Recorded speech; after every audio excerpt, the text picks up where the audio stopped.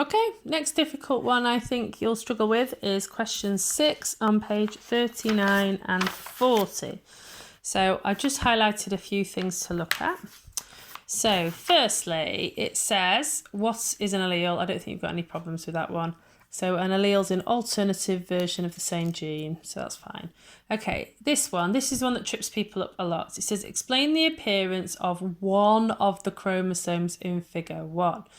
So as you imagine, most people when they read this go, explain the appearance of the chromosomes, and they get confused. In fact, if you recognise this question, we have already done it.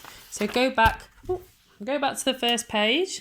I've knocked over my own flipping stand there. Right, go over to this page. It says there, describe and explain the appearance of one of the chromosomes in cell X. Okay, this one is a describe and explain. This is simply just the explain part. So explain the appearance of one of the chromosomes.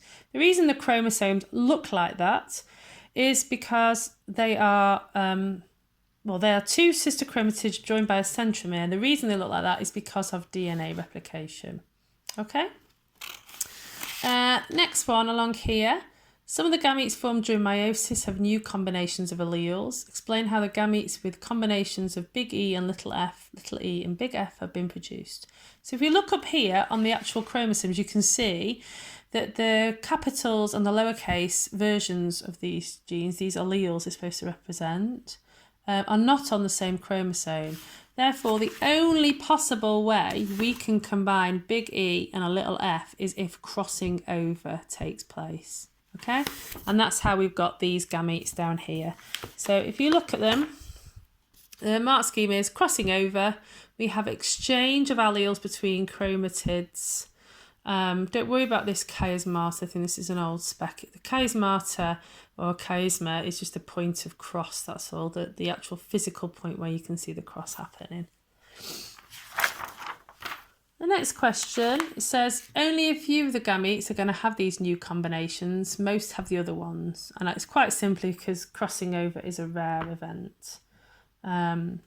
Finally, these are the ones that I think are probably the difficult ones.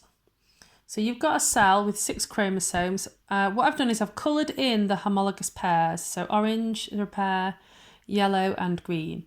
This cell produces gametes by meiosis. Draw a diagram to show the chromosomes in one of the gametes. So as you can see, first thing you've got to think of is number, 6 chromosomes down to 3.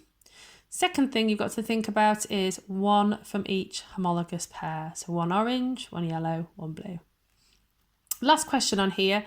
How many different types of gametes could be produced from this cell as a result of different combinations of maternal and paternal chromosomes? So how we do this is 2 to the power n, and n represents the number of homologous pairs there are. There are 3 homologous pairs. So what this is referring to is independent segregation, the fact that pairs can go either way, separate either way in meiosis. So very simply, 2 to the power 3 gives us 8 different possible combinations. Okay, obviously as human beings, we have 23 pairs of chromosomes. So our variation we can produce is 2 to the power 23, which is well over something like, I don't know, I can't remember what it was, something like 8 million or something, different possible combinations.